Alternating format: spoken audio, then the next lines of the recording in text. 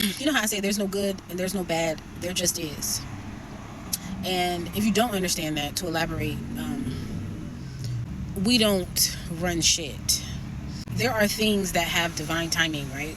And there are things that we see happening that we have no control over. And if we did have control over, we would stop it because, we want everything to be pretty and nice and perfect. But in order for things to make sense and balance itself out, you need good and bad. You need the positive and you need the negative. Because if everything was good, it just wouldn't make sense. You need both. But I've come to the conclusion, like I tell you, I'd be thinking. But I've come to the conclusion that, you know how like Black Americans say, we went out of this group chat, like that's a trending thing to do, is go in the comment section and say, we don't want to be in this group chat. It dawned on me that Black Americans and white Americans who are racist and the white supremacists are in a group chat together. And they are talking and saying things that we can't hear. And what I mean by we is like anyone who they don't classify as a part of their shit. Anybody who's foreigner, if you have foreign parents, whatever. They don't group us into that category. We're just outsiders. And when something happens between the two in this country, they call for aid. They call for awareness when people speak up on their behalf. But I don't think that that's for us to do. I think that we need to take their advice and get out of their group chat. Because I think that Black Americans are those white supremacists' karma. Let me tell you what I mean by this. I have a sister. And since I was a very young age, she has been able to be badly behaved. I'm just spilling the beans. I'm not going to go into depth, but she's never had to take accountability for anything. She's been told that she was right and that everybody is jealous of her. And, her body is amazing and she's perfect. And just in actions, if she did anything wrong to anybody, the story would get flipped so that she was right. I mean, this was constant. This was torture.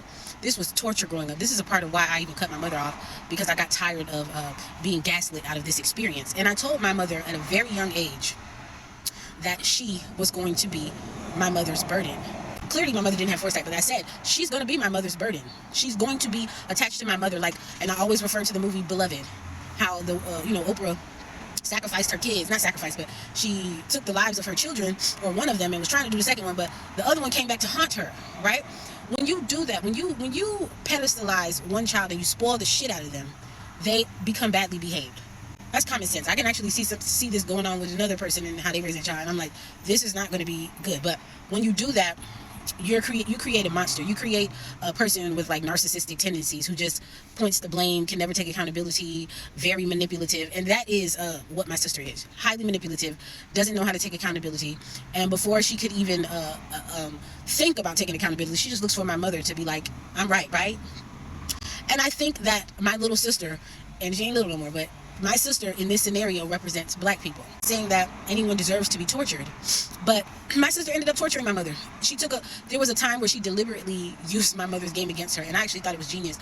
I didn't understand it at first, but then my mother would come and she would say, do you know what she's doing? She's doing this, and I'd be like, well, she can't do that. That's not right, because that was the part I played in the family. Let's stop this. And then when I witnessed them one day, I said, oh, they're having a squabble. They're having a fight. And remember, I told you guys, it's not what is said, it's what's not said. So I had to look, and I looked at them having a conversation, and I saw that my mother, despite what she was saying, was looking at my sister and saying, just stop, it's me. It's me. Like, why are you doing this? Despite saying crazy shit out of her mouth, she was pleading with her eyes. I saw it. Sister was like, you thought you were going to get rid of me? Because that's what started all of it. My mother got tired of babying her. Like, and I understand that to a certain extent. If my mother would, she could understand what I understand about her, but she doesn't want to take accountability, so she doesn't want to hear anything. But that's why you have to have conversations and go in depth. But my mother tried to get rid of her. My mother said, I'm tired. Like, go take care of yourself. But the fucked up part about it is that you didn't teach her how to take care of herself. You didn't teach her. Everything I'm saying, guys, tie it back to Black Americans and white people. She didn't teach my sister how to do anything. Not how to pay a bill, not how to take accountability, not to be a good person, not to keep company, not to do any. My sister don't know how to do none of that shit. So she is completely dependent on my mother. And my sister said, basically what she was saying with her eyes is, I'm not going nowhere. You told me it was me and you, and then you tried to get rid of me? Oh, all hell is about to break loose. And she did it in a genius way. She took the Bible and started throwing Bible scriptures back at her. It was actually very entertaining to watch. It was kind of sad, and I didn't completely understand it. Now I fully understand it, but she tortured her. And then when she felt like she was done torturing her, she stopped. And my mother was happy. Was like, oh, she's back. She's back. Now imagine if we would have got really involved in their squabble. We would have been looking crazy. That's like they tell you that growing up, like you learn that growing up. You have two siblings that are fighting and y'all are friends with the siblings. Don't get in between that because they're going to be back cool. They're going to be back cool. I think everybody who does not classify as an FBA or a white American needs to stay out of the group chat. I think that we will regret it if we keep interfering with their matters. They've already said, we're going to sit this one out. Whenever they hear anything about anybody else, any other country, any other, they say, they get online, they press record, and they say, we're going to sit this one out. We're going to line dance. We're listening. We need to start listening. My whole life, I've been seeing, like, them argue, and I'm like, well, us, because I thought it was us, and then I'm like, like, we're going to get down to the bottom of this. Perfect example, George Floyd being murdered. That was a beating. That was a whooping to black people, like, now we gave you this, and we gave you this, and we gave you this, and you're still complaining. What you're telling us is that you want to be our slaves. You ain't doing shit for yourself, but you're getting out of hand. So now we're going to put the fear of God into everybody with this color skin to let y'all know who's still in charge. That's what they do every time you see a viral video going viral of somebody dying. Because if you wanted to put videos out there, you could put videos of black people killing each other too, but they don't do that. They want you to unalive each other. That's what they want you to do. You're really doing their job for them. You told them, I'll handle it, boss. I'll handle it. I got this, boss. Let me just go handle him right quick because he's wearing a different color than the people on my block. Not even your block. It's white people's block because they own it. You just on there working for them, killing each other. Now, they think that you love this. They think that this is what you want to do for them. They think you don't have sense. They think all you care about is surface stuff. So they try stuff out. They see you complain, and if they do get a little nervous, they go, oh shit. They're finally like not having this shit. And they take Aunt Jemima off the syrup bottle and rename the master bedroom, and then you go, thank you. Supremacy does not ever leave their head. This is why I always am confused. I'm like, I could deal with a racist person. Let them say whatever the fuck they want to say. I don't care. But because the black community is so emotional, you care if somebody calls you the N-word with a hard ER. I don't give a fuck about that. What I care about is the systemic racism, the white supremacy. But you're not fighting that.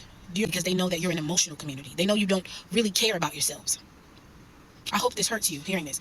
They know you don't care about yourselves. Remember I said you're talking without talking. What you're showing them is that you don't care. And you're also showing them that, look, we're happy to take on the job of white supremacists and to get everybody else out of here. We know that we're your favorites. And we know that, you don't like those other people. And which is so ironic that they call everyone else Uncle Tom who tries to correct their behavior when it's really them. And when they scare the black people, you would think that amount of fear. I remember walking around that time, and I first seen the video in Walmart. I was in Walmart and I seen George Floyd get murdered before our eyes. And everybody was in an uproar. And then I sat for a while and I was like, this is why I posed the question, do black lives only matter when white cops kill us, or does the quality of the black life matter? Because it seemed like they weren't taking it seriously. It's like, I just would think anybody, you have women who do the 4B movement, you know what I mean? Because they want to be liberated. You have all these groups around the world who it's really dangerous for to speak out for their freedom. And then you come here to America and you got black men fighting the black women who are the organizers of Black Lives Matter. Because the black men in America don't like the black women, and black lives don't matter unless they're American black lives. Like, what are we doing? Which is supposed to be the land of the free, and they do something like that, and black people just kind of go, oh my God, and then it's over. I'm not saying black people don't care. I'm just saying I think that there is a relationship between white and black people, and it's kind of like a petty, dysfunctional DV relationship that they're just going to keep coming back to. That's the only way I can explain it. They're going to keep coming back to each other, and no real change is going to be made. And when you have somebody like me and allies on the outside, like white people, who will sit there and speak up for black people more than they will speak up for themselves, it becomes frustrating for us. And now I'm referring to myself as outside the community because you told me I didn't belong here. So I can no longer, I've learned, I'm a student. I can no longer consider myself one of you. But when I was one of you, or I thought I was one of you, I wanted to do something about it, and I couldn't find anybody who really cared. It was just talk. But that's what, this isn't real. Y'all will be back in a toxic relationship tomorrow. And maybe you need to hear somebody like me say this so that you can understand what it looks like from the outside looking in when you keep saying, everybody, look what they're doing. How annoying is it? It's so fucking annoying to witness your girlfriend keep going back to a DV relationship after she keeps complaining about what's going on in it. Black Americans don't truly care. If they care, they wouldn't try to ostracize people with their same skin color. You would see us as allies. You would see that not all white people are trying to harm you. You would acknowledge the fact that the Underground Railroad had white people putting themselves at risk for your freedom. There's been decades and centuries of people trying to aid our community and being confused. And I think this is what we're seeing. No one wants to be segregated and liberated, which I'm not saying is the answer, but proof is in the pudding. America has always fought for integration. Integration doesn't necessarily mean healthy integration, though. I think Black Americans and white Americans love integration in the toxicity that is America. I'm not saying this out of anger. I'm saying this because if you guys don't know already, when you interfere with somebody's karma, the karma comes back on you. Okay? When you try to take lessen somebody's lesson or lessen the blow for somebody, you now reap the karma that you're trying to save somebody else from. But see, karma is not just something that you go through because, you know, it's just something bad. Sometimes you got to learn things from the karma that you go through. So it's not entirely bad. They need to learn something. If you want to know what they need to learn, go back on my videos. I'm saying they need to learn how to be unified. They need to learn how to have empathy. They need to learn how to stop being mean. They need to learn how to stop bullying. They need to learn how to show up for other people other than themselves. Just like my little sister. She needs to learn before she can be in relation, which is a privilege, before she can be in relation with anybody, any of her other siblings, anybody in this world, because it's a privilege to be in relation with people. Understand? Before she can do that, she's going to have to humble herself and learn the lessons. But until that happens, she's just going to keep bringing me down with her, so I had to cut them off. It's not about just having hurt feelings. It's not about just saying, oh, they're saying that they don't want to be my friend. The pain that is inflicted upon other people from these two feuding communities who are really in a relationship together can be detrimental. It is so important. And I'm speaking from a place where I just learned this, because I told you guys I wasn't studying divisiveness the way that they were. So I never called myself anything different.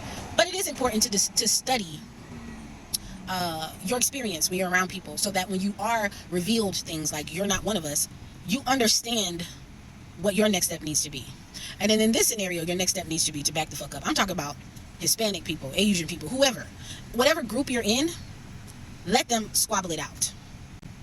Let them you sit this one out. And I understand, this is the thing, I've always spoke about this. Do black lives only matter when white officers are murdering us, or do they matter when, you know, there's a quality of the Black Lives Matter amongst each other? I realize that it doesn't matter, because that is what America is founded on. They don't care if black people harm each other. They don't care. And because black people have been stripped of culture and stripped of anything civil, they've adapted the rhetoric of their oppressor, and they cannot understand that empathy and kindness is needed. They do not know how to operate from that space. Just like my little sister. I always say she's my sister. I love her because of her existence. There's things that I feel bad that happened to her. Even the fact that she is attached to somebody who will not help her be her own self is a crime to me. But she will never see it that way, because they have a attachment, an unhealthy attachment, that when I try to say, okay, this is what's happening, you guys are unhealthily attached, they can't hear me. As a matter of fact, she defends her oppressor. And the oppressor brainwashes her further into thinking that I'm the enemy when I'm not. And that's what's going on here. The visceral comments and the attacks that I see online from black Americans to other races and other cultures is unacceptable. And the only way that they're going to learn, and this is not punishment, it's the way of the world. There is no good and there is no bad. There just is. We have to just let it play out. I always thought that I had to call the black community out on their behavior, because I'm like, this just doesn't make sense. Like, but it does make sense. And it's something that they have to sort out by themselves. They have to sort it out, because it's something that they don't understand. Other communities have work to do as well. I told you guys I'm Jamaican American, and Jamaican people have treated me horrible too. They won't even let me enter unless I prove I'm Jamaican enough. And then they compete. They do all that because we were colonized all over the world. But until black Americans can understand that perpetuating the same things that was done to you is not the way to go, they don't need assistance. They don't want it. They want it, like they will take it like, fine, give it to me when it's beneficial. But they are online declaring, we don't fuck with you. We don't care. We want to be divisive. They've created names like foundational black Americans, like we all don't have fucking black skin. And this is not hate. This is frustration. But not only frustration at this point. I surrender. I'm only sharing this with you guys because it's been a lifetime of trying to crack this code. But I understand now. In order for them to do better, they have to be left to do better. They have to learn how to depend on each other. Perfect example. If my mother passed away and my sister had no one, she would have to learn how to incorporate herself back into our lives. With no help, no manipulation from my mother, none of that. She would have to come, surrender, be vulnerable, come in humility, and say, I would like to have a relationship with you guys. I think in order for the black community to do better, they have to crumble, and we just have to sit this one out. It's making sense to me. It's making sense to me.